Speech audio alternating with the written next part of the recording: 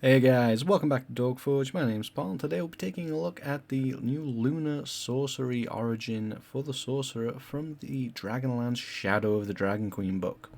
So let's get straight on to it. Now we do actually have some art for. We'll skip a little bit ahead. We actually have some very nice art for this subclass. I think it's very well designed. You have a lot of the subtle starscape in their clothing, their tattoos, and then there's just cool imagery representation of their magic. I really like this art. And between this and the Kenda, I think so far the art in Shadow of the Dragon Queen is actually pretty good. But will it continue to be pretty good? We'll find out together. So heading on back up now, sorcerers get their subclass at first level.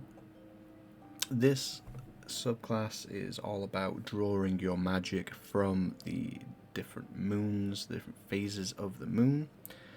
And it's really thematic for Dragonlance as far as I'm aware, but because it is just moon-based, it does fit into pretty much any kind of game you want to play, unless you want to play a very specific Dragon Ball campaign, Postmaster Roku destroying the moon. But jumping into the first level feature, Lunar Embodiment, this is tackling one of the things that people commonly have an issue with the Sorcerer, which is a lack of spells known. Now, you are actually going to gain all of these spells. Now, whilst all of these spells are categorized according to a phase of the moon, you actually learn all of these spells, and you have them available to you at all times. This can be something confusing whilst you're reading through it for the first time, but you actually know all of these spells no matter what phase of the moon you are currently in. So we'll go through broken down by the phases. So full moon at first gets shield, at third level lesser restoration, 5th level dispel magic, 7th level death ward, 9th level rare's telepathic bond. New moon gets ray of sickness, at 3rd they get blindness deafness, 5th level vampiric touch, 7th level confusion, and 9th level hold monster. And Crescent Moon are going to get at 1st level Colour Spray, at 3rd Alter Self, 5th will be Phantom Steed, 7th will be Hallucinatory Terrain, and 9th level will be Mislead. Overall, this is a very strong selection to give a sorcerer. I'm very happy with this overall, actually. Particularly Shield, which is considered a must-have for sorcerer builds typically. That is essentially just freeing up one of your spells known that you would not normally have. And then you do get access to some spells that you wouldn't normally have the choice, like Lesser Restoration and Death Ward, unless you were specifically a Divine Soul Sorcerer.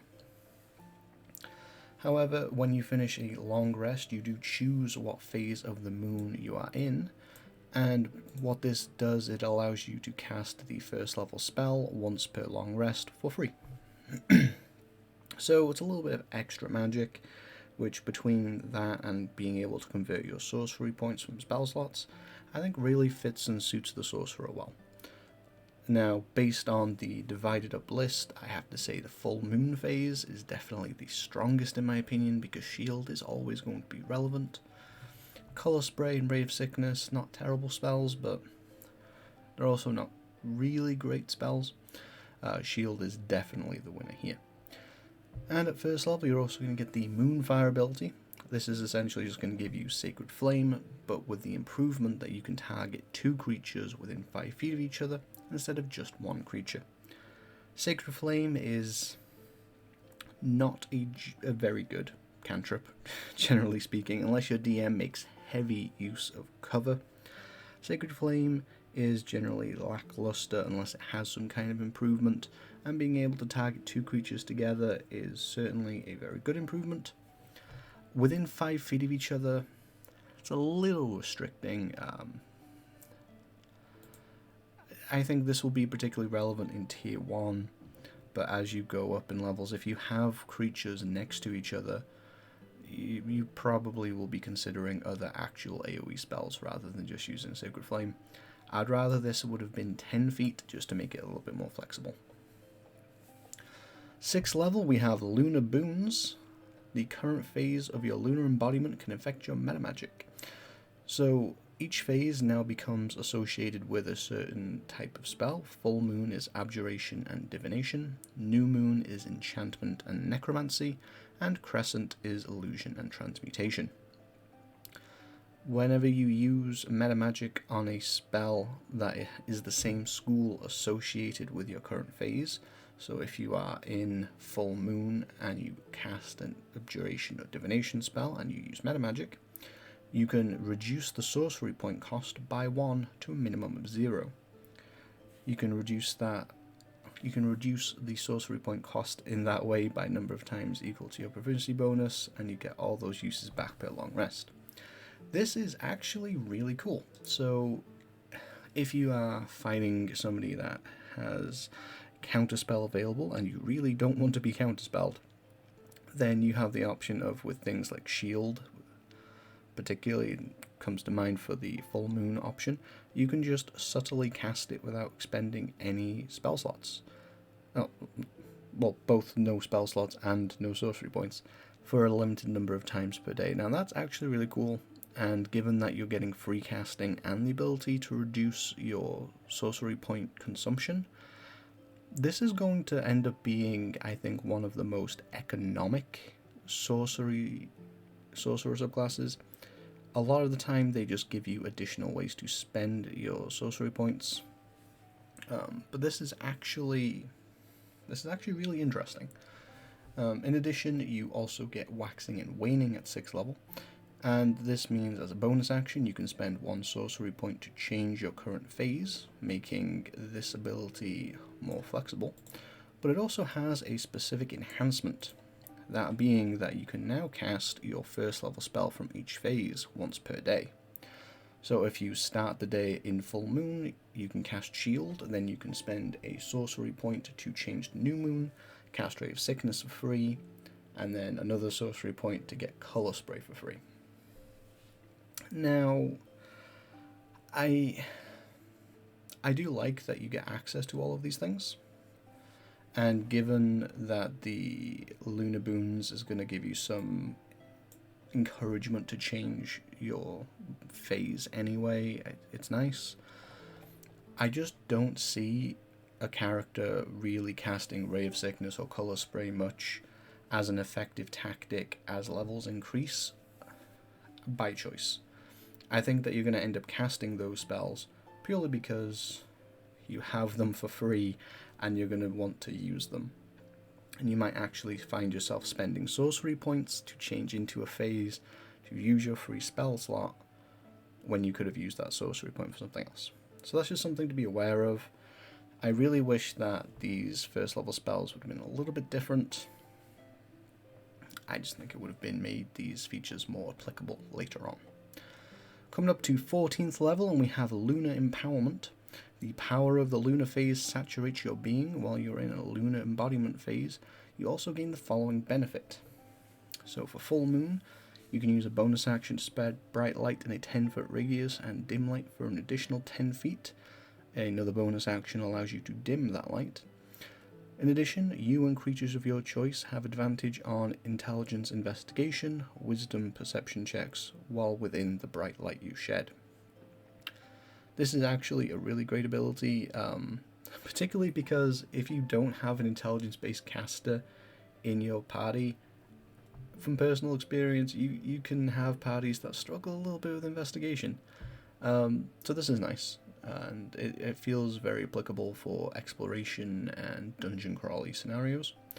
New Moon, you have advantage on dexterity stealth checks, and in addition, while you are entirely in darkness, attack rolls against you have disadvantage.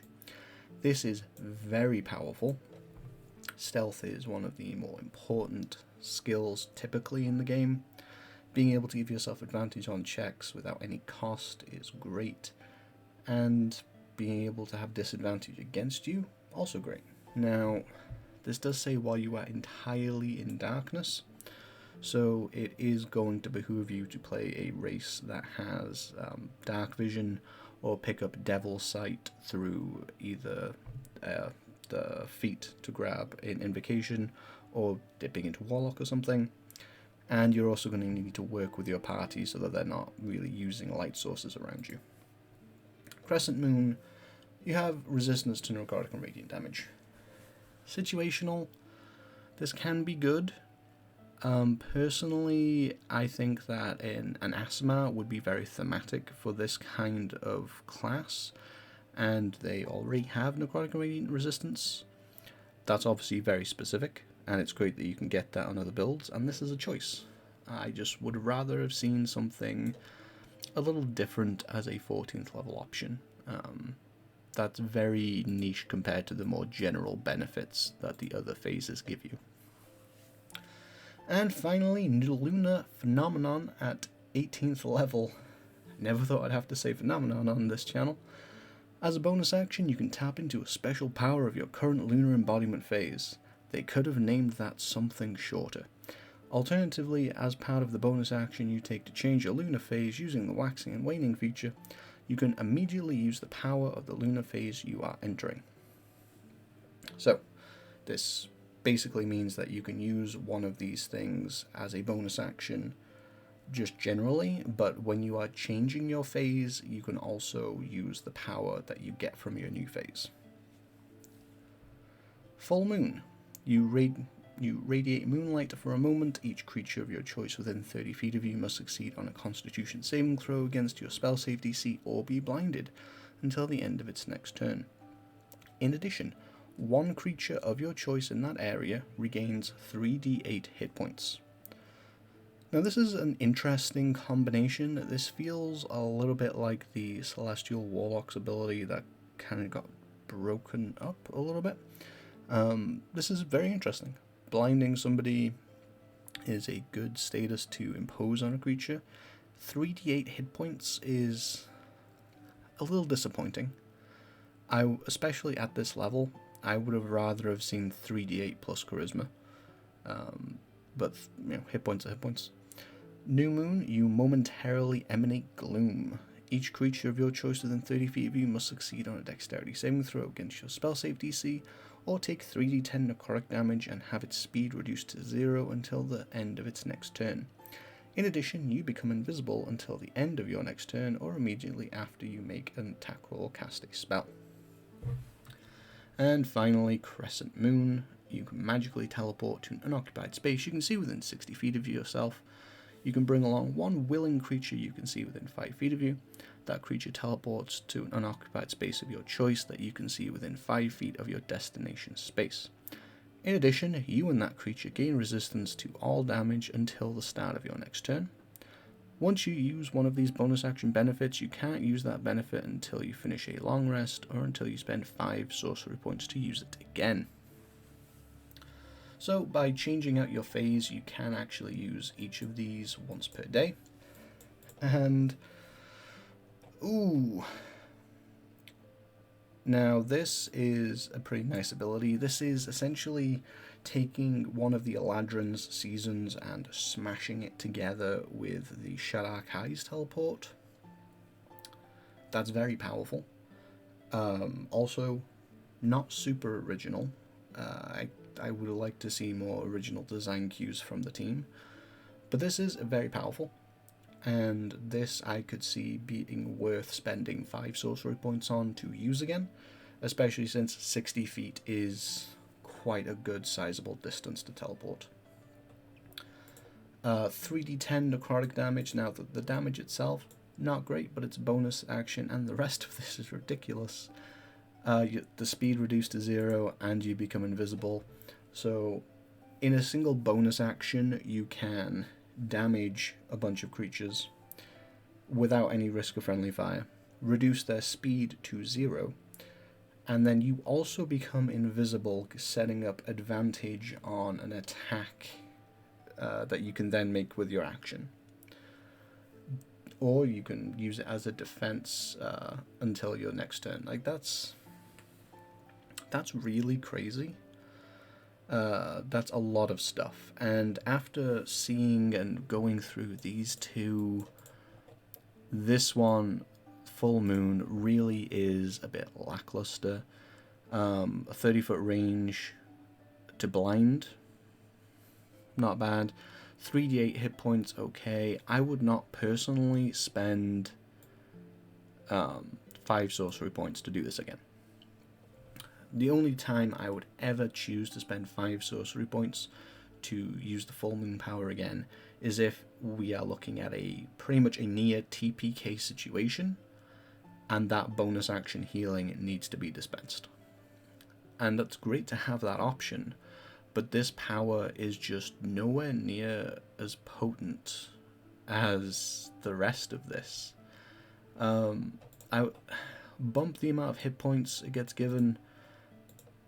Heck, it's 18th level. Maybe even just make it a number of creatures up to your charisma modifier or your proficiency bonus gets the hit points. But full moon is just not good enough when you compare it to the others. It just isn't. Overall, I'm pretty happy with this subclass. It's fantastic. The abilities are leaning more into an economic sorcerer, a sorcerer that gets to use their meta magic and their spell slots how they want more, rather than quite a few of the other sorceress origins that give you just different ways of spending your sorcery points, which you don't have a lot of to begin with. I think this is great. I think this is fun. I think this will fit into pretty much any campaign you want to play. This doesn't have to just be Dragonlance. Again, there are some criticisms I have. I would much rather see Full Moon in the 18th level feature be buffed quite substantially compared to the other two.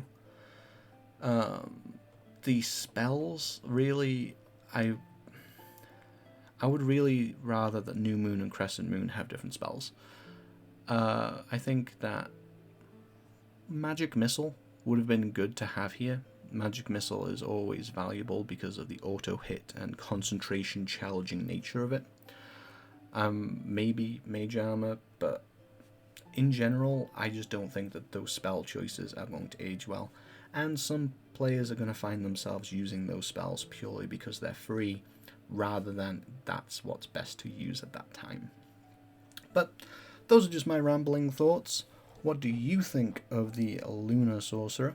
Let us know in the comments section down below if you agree with my criticisms or you have your own, or maybe you have none. Maybe you just love it. And whilst you're down there, please hit that like button if you like this video, and that subscribe button. Every subscription does help to grow the channel.